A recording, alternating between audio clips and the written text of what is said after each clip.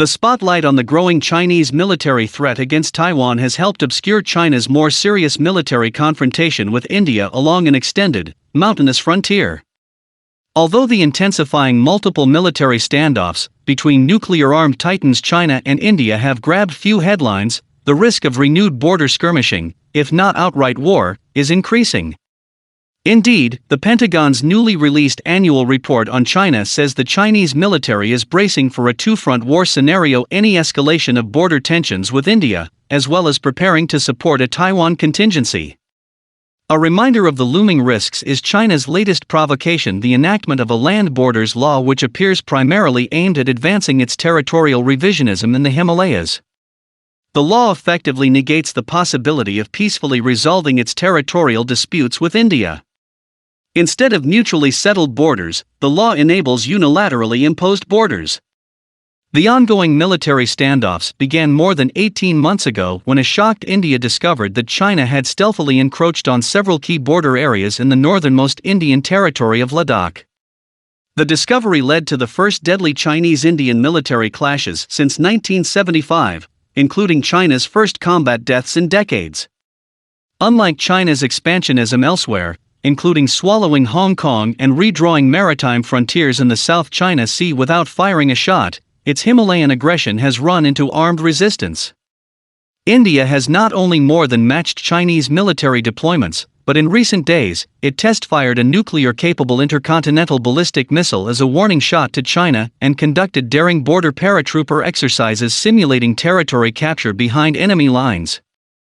The deepening military stalemate at the Himalayan border led Beijing to enact its new land borders law, which gives its imprimatur to assertive actions along land frontiers.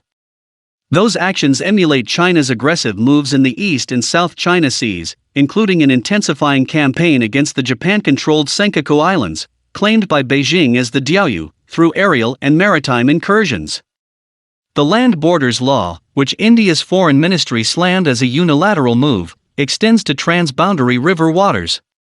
According to Chinese state media, the law upholds China's legitimate rights and interests over the Tibet-originating transboundary rivers like the Brahmaputra and Mekong. The law's assertion of full sovereignty over cross-border waters means that China has a declared right to divert as much of the shared waters as it wishes, regardless of downstream impacts. Nikkei Asia has reported in an online article, China law tightens land borders amid regional tensions, that Beijing is toying with the idea of limiting the volume of cross-border water flows to India during conflicts, by citing the protection and reasonable use stipulation of its land borders law. In fact, underscoring its readiness to weaponize even the sharing of water data on upstream river flows, China in 2017 inexplicably refused to supply hydrological data to India in violation of the terms of two bilateral agreements. The one-year data denial resulted in preventable deaths, as the monsoon-swollen Brahmaputra overran its banks, leaving a major trail of destruction, especially in India's Assam state. The land borders law is just the latest example of how an increasingly aggressive China is using domestic law to underpin its expansionism. Beijing, for example, used a new national security law to crush Hong Kong's pro-democracy movement and bring the city into political lockstep with the Chinese Communist Party in breach of China's United Nations registered treaty with Britain. The land borders law came just months after China's new Coast Guard law took effect.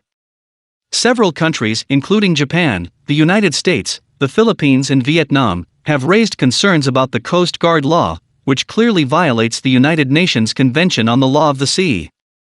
But just as the Coast Guard law is aimed at accelerating China's maritime militarization, the land borders law will speed up its militarization of the Himalayas. And just as the Coast Guard law authorizes the use of lethal force in disputed waters claimed by China, the land law permits the use of force in defending and furthering Chinese claims to contested lands. Simply put, Beijing enacts domestic law to violate international law.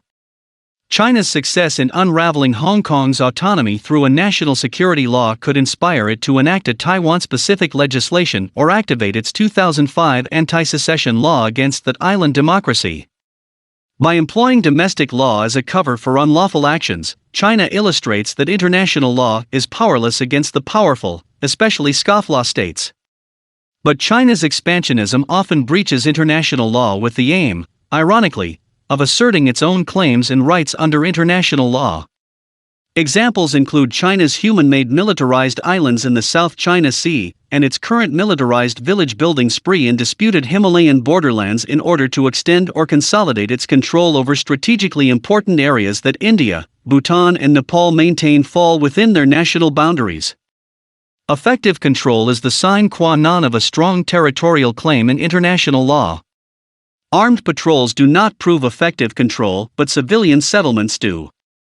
So, the Chinese Communist Party is callously uprooting Tibetan nomads and forcing them to settle in its artificial new Himalayan border villages, where ethnic Han Chinese Party members serve as resident overseers. Whether China can legitimize unlawful actions retroactively in this manner is a moot point. But lawfare, or the misuse and abuse of law for political and military ends, is a key component of China's asymmetrical or hybrid warfare. This blends conventional and irregular tactics with incremental territorial encroachment, salami slicing, psychological manipulation, disinformation and coercive diplomacy to help advance its expansionism.